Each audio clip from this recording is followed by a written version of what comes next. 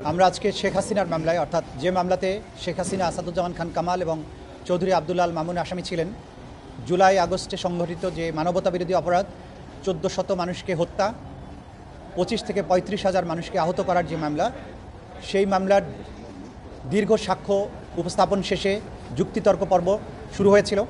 ৫ দিন ধরে যুক্তিতর্ক উপস্থাপন শেষে আজকে প্রসিকিউশন পক্ষে আমাদের যুক্তিতর্ক উপস্থাপন আমরা শেষ করেছি। আজকে সমাপনী দিবসে যুক্তিতর্কের মধ্যে আমরা আইনগত যুক্তিগুলো তুলে ধরেছি। ইন্টারন্যাশনাল ল, ইন্টারন্যাশনাল বিভিন্ন রেগুলেশনস, কাস্টমারি ইন্টারন্যাশনাল ল এবং বাংলাদেশের লয়ের আলোকে জুলাই আগস্টে সংগঠিত যে মানবতাবিরোধী অপরাধ, এটা যে ওয়াইড স্প্রেড এবং সিস্টেম্যাটিক ছিল এবং আসামিরা তাদের জ্ঞাতসারে এই অপরাধগুলো করেছিলেন এবং কতটা নিষ্ঠুরভাবে গোটা রাষ্ট্রযন্ত্রকে ইনভলভ করে এই অপরাধগুলো সংগঠিত করা হয়েছিল, সেই বিষয়গুলো আমরা একটা একটা করে আদালতে তুলে ধরেছি। আন্তর্জাতিক আইনের নজিরগুলো তুলে ধরেছি। এই জাতীয় ট্রাইব্যুনালের যে সমস্ত জাজমেন্টগুলো আছে কমান্ড রেসপন্সিবিলিটির ব্যাপারে, জয়েন্ট ক্রিমিনাল এন্টারপ্রাইজের ব্যাপারে, ওয়াইড স্প্রেড এবং সিস্টেম্যাটিক হওয়ার ব্যাপারে, ফর্মার যুগোস্লাভিয়ার যে আইসিটি আর রুয়ান্ডা ট্রাইব্যুনাল, আইসিসি, এগুলো বিভিন্ন আদালতের সিমিলার ডিসিশনগুলো তুলে ধরে দেখিয়েছি যে আমাদের এখানে সংগঠিত অপরাধগুলো ইন্টারন্যাশনাল আইন অনুযায়ী তার কী পর্যায়ে আছে এবং সেগুলো ক্রাইমস অ্যাগেন্স্ট হিউম্যানিটি হওয়ার ব্যাপারে সেগুলো যে কোয়ালিফাই করে সেগুলো তুলে ধরেছি।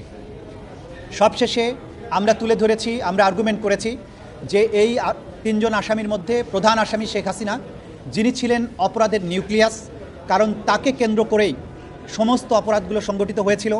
কারণ গত ৯.৫ বছর ধরে ক্ষমতায় থাকা অবস্থায় তার একমাত্র টার্গেট ছিল ২০৪১ সাল পর্যন্ত তার পরিবারের, তার দলের শাসন ক্ষমতাকে দীর্ঘায়িত করা এবং বাংলাদেশে তার কোনো রাজনৈতিক প্রতিপক্ষ না রাখা, যারাই তার জন্য প্রতিবাদ বা প্রতিপক্ষ হয়ে দাঁড়িয়েছেন তাদেরকে নির্মূল করা।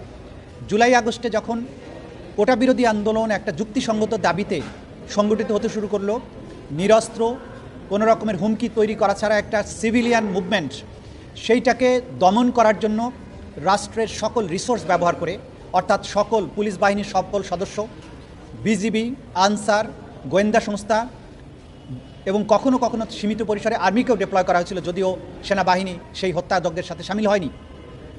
এর সাথে helicopter, drone, APC, lethal weapon, মারণাস্ত্র ব্যবহার করে রাষ্ট্রযন্ত্র সম্পূর্ণভাবে ইনভলভ হয়ে ১৪০০ মানুষকে হত্যা করলো, হাজার হাজার মানুষকে আহত করলো। এই যে ক্রাইমস অ্যাগেন্স্ট হিউম্যানিটি, এটার মূল লক্ষ্য ছিল শেখ হাসিনা এবং আওয়ামী লীগকে চিরস্থায়ীভাবে ক্ষমতায় রাখা, এটার পলিটিক্যাল টার্গেট ছিল সেটা।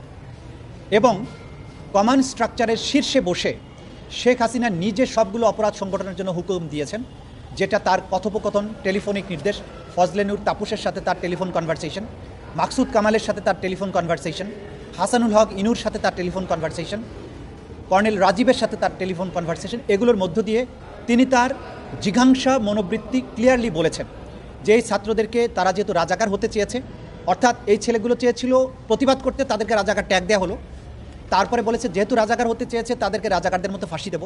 তারপর বলেছে ইংল্যান্ডে ছাত্র আন্দোলনকারীদের হত্যা করা হয়েছে, আমি এদেরকে হত্যা করব। এরপরে লেথাল ওয়েপন ব্যবহার করে তাদেরকে উপর থেকে হেলিকপ্টার দিয়ে ক্লিয়ার করা, অর্থাৎ তাদেরকে হত্যা করে নির্মূল করার নির্দেশ দেওয়া হলো। বম্বিং করার কথা বলা হলো, প্যারাট্রুপার নামানোর কথা বলা হলো। হসপিটালে গিয়ে তিনি বললেন এদের আহতদেরকে চিকিৎসা যেন না দেওয়া হয়, তাদেরকে অন্য জায়গায় যাতে রিলিজ নিয়ে গিয়ে ট্রিটমেন্ট করতে না পারে, এখানে ধুকে ধুকে মারা যায়, সে ব্যাপারে যে নির্দেশনা দেওয়া, যেটা আমরা শুরুতেও বলেছিলাম, সাক্ষীদের মাধ্যমে প্রমাণিত হয়েছে। তার এই জিঘাংসার মনোবৃত্তি এবং তার পেছনের যে চরিত্র, সেগুলো তুলে ধরেছি। ঘটনা ঘটার পরে বাংলাদেশ থেকে অপরাধ সংগঠনের পরে পালিয়ে যাওয়ার পরেও ভারত থেকে তিনি ক্রমাগত এই আন্দোলনকারীদেরকে তিনি হত্যার হুমকি দিয়েছেন। যারা বিচারিক আদালতে এই হত্যাকাণ্ডের বিচার চেয়ে মামলা করেছেন তাদেরকে নির্মূল করার কথা বলেন, বাড়িঘর জ্বালিয়ে দেওয়ার কথা বলেন। বোঝা যাচ্ছে যে হত্যাকাণ্ড, এতগুলো মানুষ মেরে মানবতাবিরোধী, তার মধ্যে ন্যূনতম অনুশোচনা নেই, ভূমিকায় অবতীর্ণ হয়েছেন। সুতরাং এই ট্রাইব্যুনালের মামলায় তিনি যেহেতু সকল অপরাধীদের প্রাণভোমরা ছিলেন, সুপার স্ট্রাকচারের, সকল স্ট্রাকচারের উপরে অবস্থান করতেন, তিনি অপরাধের নিউক্লিয়াস ছিলেন, তাকে চরমদণ্ড এই আইনে যেটা আছে সেটাই দেয়া শ্রেয়। যেহেতু অন্তত যদি প্রত্যেকটি হত্যার দায়ে একবার করে মৃত্যুদণ্ড হয়, তাহলে ১৪০০ মানুষকে হত্যার দায়ে অন্তত ১৪০০ বার মৃত্যুদণ্ড হওয়া উচিত। কিন্তু যেহেতু হিউম্যানলি এটা পসিবল না, অন্তত তাকে যদি একবার চরমদণ্ড না দেওয়া হয় সেটা অবিচার করা হবে। আইনে মিটিগেটিং ফ্যাক্টর বলে একটা কথা থাকে, যে তার কিছু কর্মকাণ্ড যদি এমন হয় যার প্রেক্ষিতে আদালত বিবেচনা করতে পারেন এই ভালো কাজগুলো তিনি করেছেন, তার শাস্তি কমানো যেতে পারে। কিন্তু শেখ হাসিনার ব্যাপারে আমরা দেখিয়েছি যে তার মিটিগেটিং কোনো ফ্যাক্টর নেই, প্রত্যেকটি ফ্যাক্টর হচ্ছে অ্যাগ্রেভেটিং ফ্যাক্টর। অর্থাৎ যে কোনো ফ্যাক্টরকে যদি বিবেচনা করা হয় তাহলে দেখা যাবে তার অপরাধের তার শাস্তির পরিমাণটা বাড়ানো দরকার, কমানোর কোনো সুযোগ নেই। সুতরাং তার ব্যাপারে আমরা বলেছি যে তাকে চরম শাস্তি দেয়াটা উচিত এই আইনের এই বিচারের মধ্যে। দ্বিতীয় আসামি আসাদুজ্জামান খান কামাল, তিনি গ্যাং অফ 4-এর সদস্য ছিলেন। তার বাসায় বসে এই হত্যাকাণ্ডের পরিকল্পনা করা হয়েছে, ড্রোন মোতায়েনের সিদ্ধান্ত হয়েছে, হেলিকপ্টার মোতায়েনের সিদ্ধান্ত হয়েছে, এবং তিনি নিজে গ্রাউন্ডে গিয়ে দেখেছেন সঠিকভাবে হত্যা করা হচ্ছে কিনা। তাকে ভিডিও দেখানো হয়েছে, তিনি বলেছেন যে গুলি করি, তাকে যখন বলা হয়েছে যে গুলি করি একটা মরে একটাই যায়, বাকিটি যায় না স্যার, অর্থাৎ তিনি জানতেন যে গুলি করে মানুষ মারা হচ্ছে, এবং সেই মারার বিষয়টা ভিডিওতে দেখানোর পরে তিনি তাদেরকে আরও ফার্দার কীভাবে মারা যায় সেভাবে ডাইরেকশন দিয়েছেন, তাদেরকে শাস্তি দেওয়ার, তাদের প্রতিরোধ করার কোনো ব্যবস্থা করেননি। এর বাইরে তিনি সাংবাদিক সম্মেলন করে শিশুদেরকে যখন মারা হচ্ছে, 233 জন শিশু মারার বর্ণনা আছে, সাংবাদিকরা প্রশ্ন করেছেন, তখন তিনি বলেছেন এরা শিশু না, এদের বয়স বেশি হয়ে গেছে। অর্থাৎ হত্যাকাণ্ডকে তিনি জাস্টিফাই করেছেন, শিশু হত্যা তো আছেই, হত্যাকাণ্ডগুলোকেই তিনি জাস্টিফাই করেছেন। তার ব্যাপারেও কোনো রকমের অনুকম্পা দেখানোর সুযোগ নেই।